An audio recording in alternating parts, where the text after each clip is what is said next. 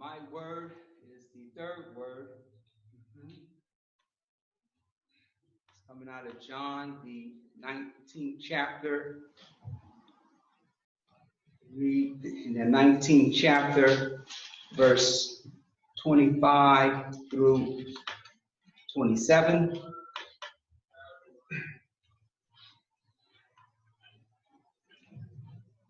And it reads, "Now there stood by the cross of Jesus his mother, and his mother's sister Mary, the wife of Cleophas, and Mary Magdalene. When Jesus therefore saw his mother and the disciples standing by, whom he loved, he said unto his mother, Woman, behold thy son. Then said he to the disciple, Behold thy mother. And from that hour, that disciple took her unto his home." Yes. I want to speak to you from this general subject under the main caption, Woman, Behold Thy Son. I want to speak to you subtitled, The Sweetness of Love and Affection at the Cross. The sweetness of love and affection at the cross. Yes, sir. This is the last words recorded by Jesus before, I believe, his deepest hour that he experienced there upon the cross, where the bright light of the day will mysteriously be engulfed in darkness, and then proceed for the next 3 hours. Yes. The scene as portrayed by John is much more tamed, if you would, than that of the synoptic writers, Matthew, Mark, Luke, and John. Their scene is filled with blazing noises, if you would, and insults and accusations. Yes. Matthew's record, he says, they that passed by reviled him, wagging their heads, saying, Thou that destroyed the temple and builded it in 3 days, save thyself if thou be the Son of God, come down from the cross. Of course, the chief priests mocking him with the scribes and elders said, He saved others, himself he cannot save. If he be the King of Israel, let him now come down from the cross, and we will believe him. He trusted in God. Let him deliver him now, if he will have him, for he said, I am the Son of God. We heard already from Pastor Russ how the thieves ridiculed him also. The people, some people stood beholding. The rulers also with them derided him. This is the rulers saying, He saved others. Let him save himself if he be the Christ. That's what Luke reports. The chosen of God. The soldiers also joined in all the noise of accusation leveled at Jesus when they said, coming to him and offering him vinegar and saying, if thou be the King of the Jews, save thyself. Yes.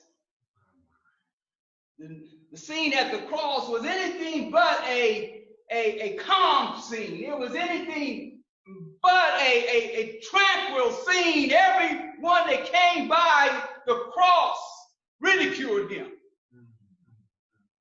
Yes. But John, who is said that he loved the Lord. John records, if you would, none of those accusations, none of that noise, if you would. His gospel, rather, is an account that shines the light on the solemn, silent tears of a woman. This is, if you would, a love scene in John's eye. While all the other stuff is going on, John sees a love scene. Yes, amidst all the noise and the rankness. John blocks it all out and allows himself to see the sweetness of love and affection at the cross. Yes.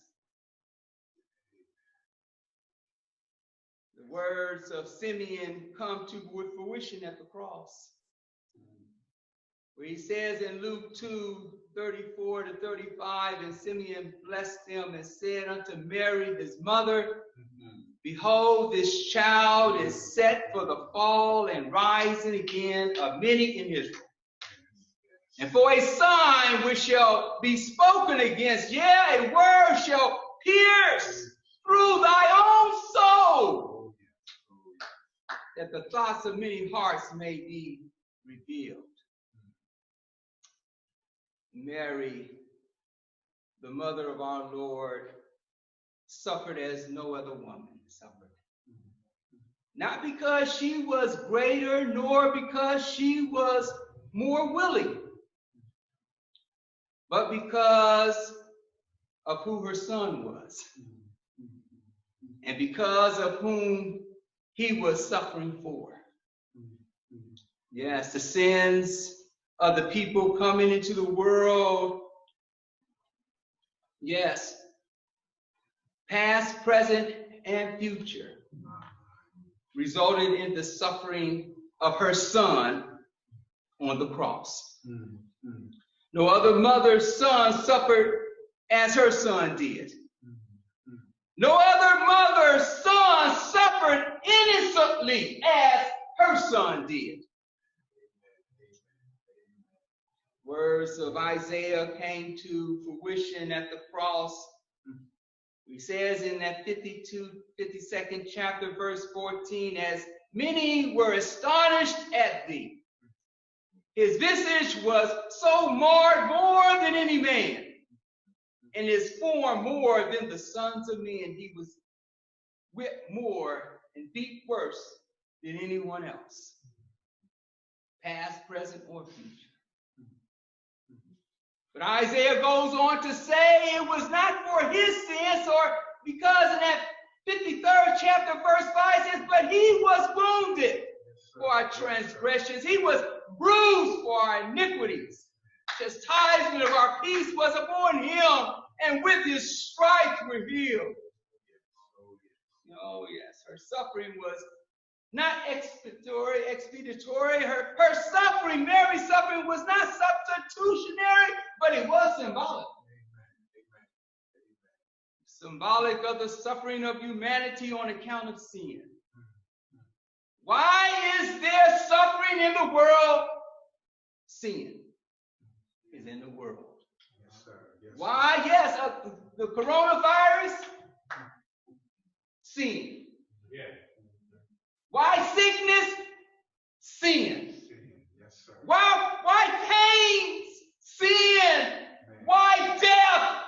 Sin. Sin brings suffering. Sin is the cause of all human hurts and pains, agonies, fears, heartaches, Yes, sir. and tears. Yes, sir. Yes, sir. Yes. Sir. Yes, sir. Yes, Isaiah said he was a man of sorrow and acquainted with grief. But he was not sorrowful because he was sorry. He was not grievous because of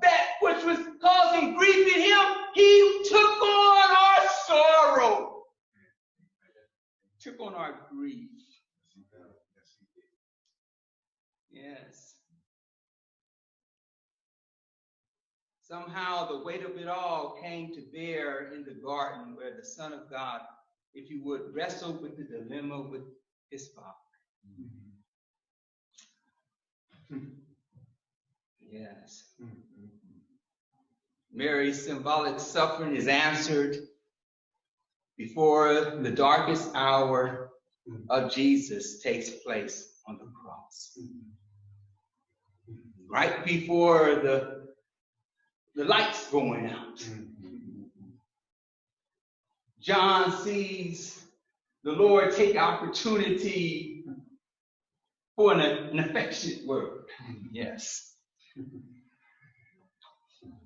Woman, behold thy son. Oh, yes. You see, human love needs an object to display its affection. Of all the misery and all the suffering and all the pain that's in this world, somehow love massages. Love gives a cause to endure suffering, to endure pain, if you would. Yes. In many cases, love is the answer. Human love is a gift from God. Amen, sir. Yes, sir. Yes, sir. We love because we were created by the one who is love. Yes, yes, yes. Yes. But human love, if you would, it needs an object to display its affection. In a sense, Jesus is relieving Mary somewhat of her agony by conveying to her an object of her affection. Behold your son. Jesus knows her pain, if you would, will be changed soon. But still, a human heart needs a heart to love and to embrace. Yes. Yes.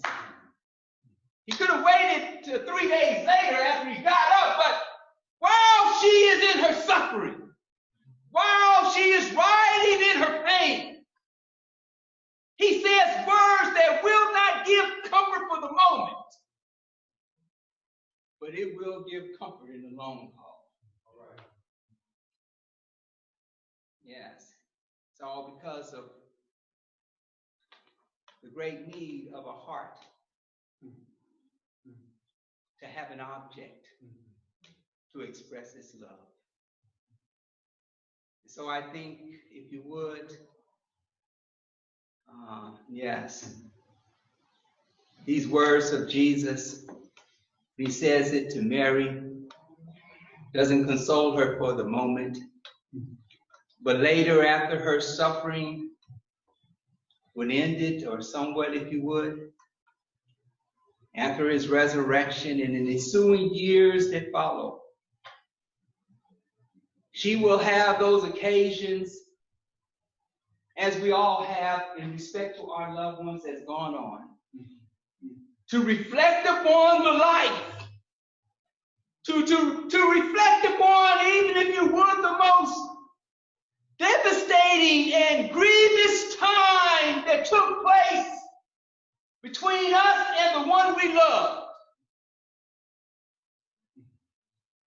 When those moments will arise in our heart,